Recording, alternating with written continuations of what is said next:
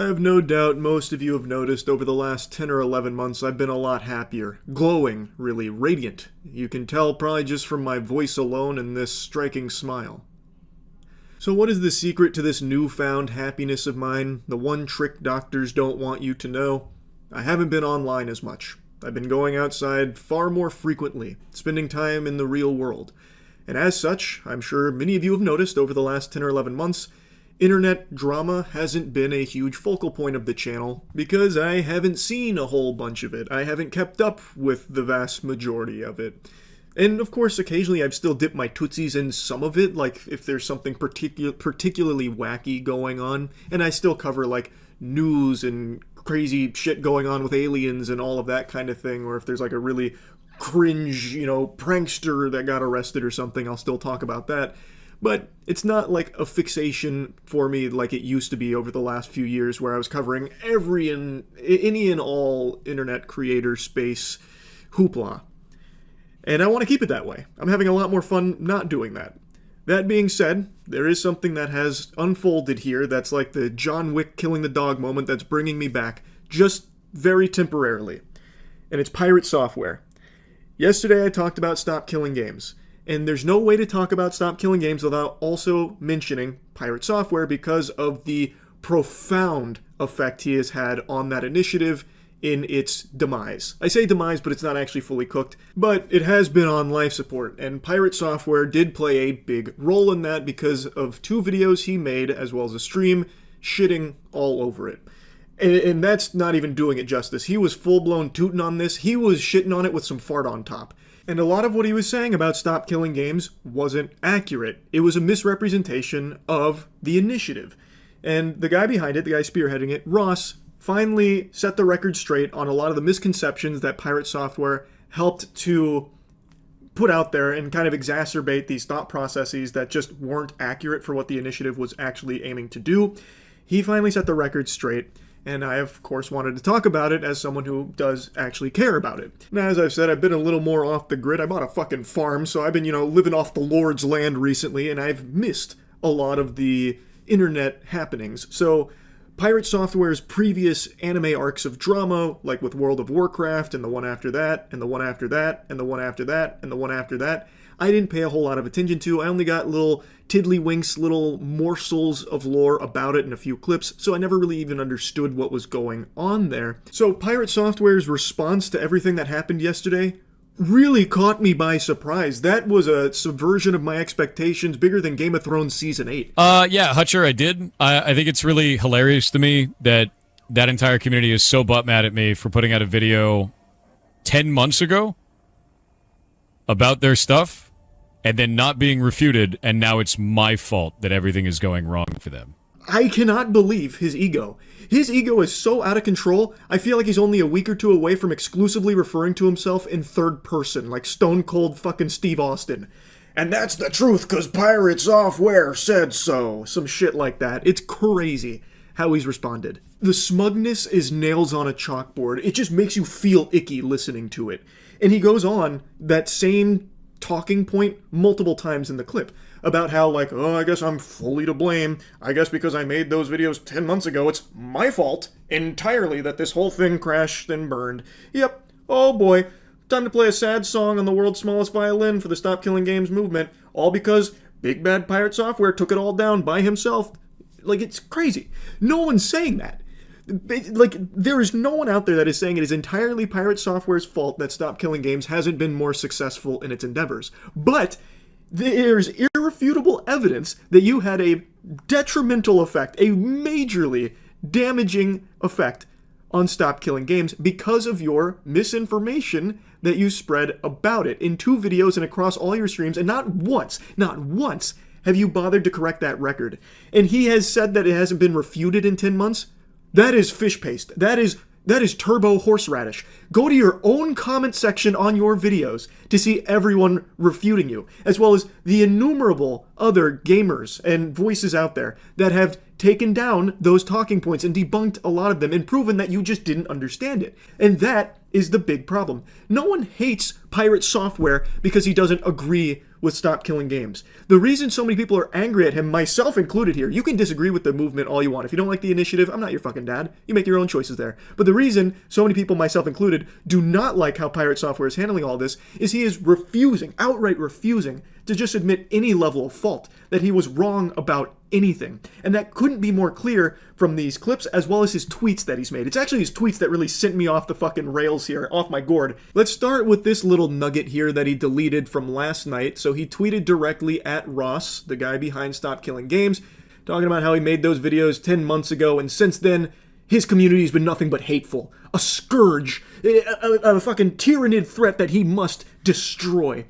Your community is fucking rabid, and it's shit to deal with for anyone on the other side of the argument. Why do you think I haven't talked about this shit in 10 months? Why do you think we auto-mute anyone bringing it up in chat? Because it's been rage bait and shit-flinging the entire time. And just goes on about like how he is the victim of Ross's toxic, terrible community, which is hilariously hypocritical coming from Pirate Software, when in his videos and his streams, he makes it very clear and is very rude about how much he dislikes not only Ross, but the movement. And it's not like he's being very professional and polite about it, you know, buttoned up. Listen to it. So this was my first encounter of him.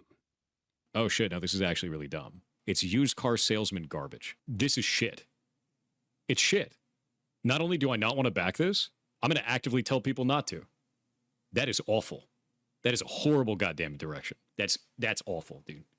No, eat my entire ass. The level of stupid that I just had to receive was like sitting on Twitter for 12 hours. This shit sucks. That's a really stupid ass move. That's an incredibly stupid ass move. I think this is ass. This is complete garbage. All of this can eat shit then. I drop the mask entirely. I have no qualms about that. They can eat my entire ass. The whole thing. That sounds stupid as shit. Yeah, I'm sure it's Ross and his community that are actually the assholes here. Brother, come on, you can't possibly be calling the wambulance with a side of french fries here about people being mean to you when you are literally the one that started the shit-flinging and name-calling. And by the way, Ross never even addressed this for 10 months because he didn't want to dilute the initiative into just having it be boiled down to drama between creators, which I think was actually very big of him. The only reason he's talking about it now is because it's at the end of its life and so many people still don't understand it because of someone like Pirate Software misrepresenting it. So he's finally setting the record straight there. Anyway, he did delete that tweet, but just a little while ago, he made a new tweet, a very long tweet, as well as a series of tweets under it in regards to this whole thing. And in all these words, all this mumbo-jumbo, not once does he say he was wrong about anything. In fact, he just continues to double down, even proudly stating he is doubling down. Wow, how incredibly noble, doubling down on things you are provably, blatantly wrong about. We don't need to hit the Jumbotron for the replay on yesterday's video going over so many of the things that he was incorrect about in regards to the initiative, but the point is, that is an issue that I really thought that he would address. Be like, hey, yeah, I did get this part wrong. You're right, guys. Sorry about that. I didn't mean to misrepresent it. I still don't fully agree with it, but I do recognize that I had some errors here in my coverage. That's what I was expecting. That is not what we got.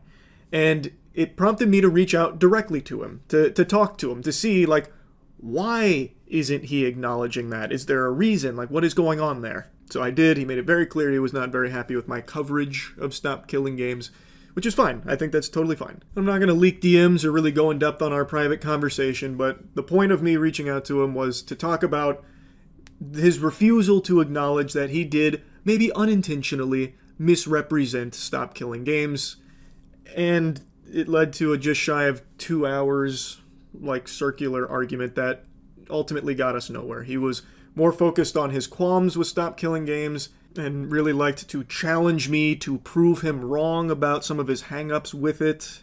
And when I would mention, like, the behavior aspect, like, hey, you did misrepresent it, and I'd give him a timestamp, he'd then instead say how I'm wrong for thinking that he misrepresented it. We got nowhere. So I want to just publicly say this again. There are plenty of things you can disagree with when it comes to the Stop Killing Games initiative.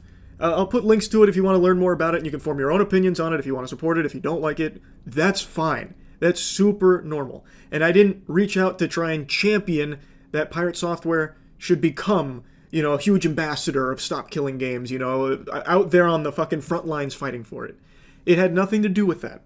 It was simply about the misunderstanding that he showcased maybe unintentionally, and the misrepresentation of it that he broadcast. Again, maybe unintentionally. Which has, in turn, over the course of 10 months, misled people on what the fuck Stop Killing Games even is in the first place. Which I found to be a problem because he's never even acknowledged that as something that has happened. And because he refuses to acknowledge that, and anyone that even, tiptoes around that subject, he kind of treats as though they're fucking idiots, like me, for thinking that he's misrepresented something. Now, he did just post a tweet where he said he talked to me and Josh Strife-Hayes, and in that tweet, this will prove how useless our conversation was, unfortunately, there's not a single peep about misrepresenting what Stop Killing Games was about. It's more so about how the public just doesn't understand game development, and it kind of reads, to me, like we're all just too stupid to understand it from his side of things. Our conversation basically amounted to toilet paper, unfortunately. Again, I was focused on, you have done this, maybe unintentionally, you should at least say that you have, or are you aware that you did this? And then it became more of nope, I didn't. You're wrong. And then he uses our conversation at the start of this for something that was not even the focus. I was not there to try and convince him to be part of Stop Killing Games. I don't think we made any ground on, his perspective versus mine on Stop Killing Games. He has some qualms about how difficult it would be in certain cases. I agree with that, for sure. I still think overall Stop Killing Games is a net positive for the gaming industry where something desperately needs to change with a lot of these awful practices. But for the 10 millionth time in the last 2.5 hours, it was just about him having this awareness that his coverage did mislead people, and that he, maybe not maliciously or anything, misunderstood or misrepresented Stop Killing Games in numerous instances. And the way that he talked about Ross was unacceptable. That at least made it into the tweet there about the way he talked about Ross being like a fucking used car salesman type deal, and calling everything about it ass. He at least recognized that that was too harsh. So he gave a quick I'm sorry for that, which is good. I do appreciate that, and I'm sure Ross will appreciate that as well, I imagine. But I still wanted to make this video after the conversation because I just really do not understand, I truly cannot wrap my head around why he fights tooth and nail coming for throats for anyone that tries to mention that there was misrepresentation in his coverage of the Stop Killing Games initiative. He is so hell-bent on proving he's right and everyone else is wrong that's saying these things. I just don't get it. He's just treating it like he's got the mega mind, once-in-a-generation galaxy brain that no one can possibly understand. All us plebeians are beneath him, and we're lucky that he even graces us with streams, and we're stupid for thinking that he did anything wrong here in regards to his coverage of Stop Killing Games and what it's actually about. It's just so odd to me. Because if he would just come out and be like, yeah, you know what? Looking back on it, really reflecting, hearing what you guys are saying, I can see why this was so misleading for so many people. I didn't mean for it to be, and yeah, maybe I misunderstood some of these things. This would not have been nearly as big of a deal as it has turned into. And I went back and looked at some of his previous dramas, I suppose, and that is a common thread with Pirate Software. Like in World of Warcraft, he made a mistake, but he completely refused to acknowledge the mistake, and it made it a much bigger snowball into an avalanche for him, which led to a ton of other problems. He just has this inability to, accept that he can make mistakes. He does things wrong sometimes, and he needs to recognize that it's okay to be like, yeah, I did do that wrong. You're right, I was incorrect in this. And it would save so much of a headache. But he just comes across as a narcissist. He really does, unfortunately. I'm not an armchair Reddit psychologist here going to diagnose him as a narcissist or anything, but, that's what it comes across as. He just refuses to admit that he ever does anything incorrectly. It admits no faults of his own, ever. Except, I suppose, to Ross here, which maybe this is the beginning of a big character development for Pirate Software. He did apologize to Ross for how he treated him and what he said about him. I think that's great.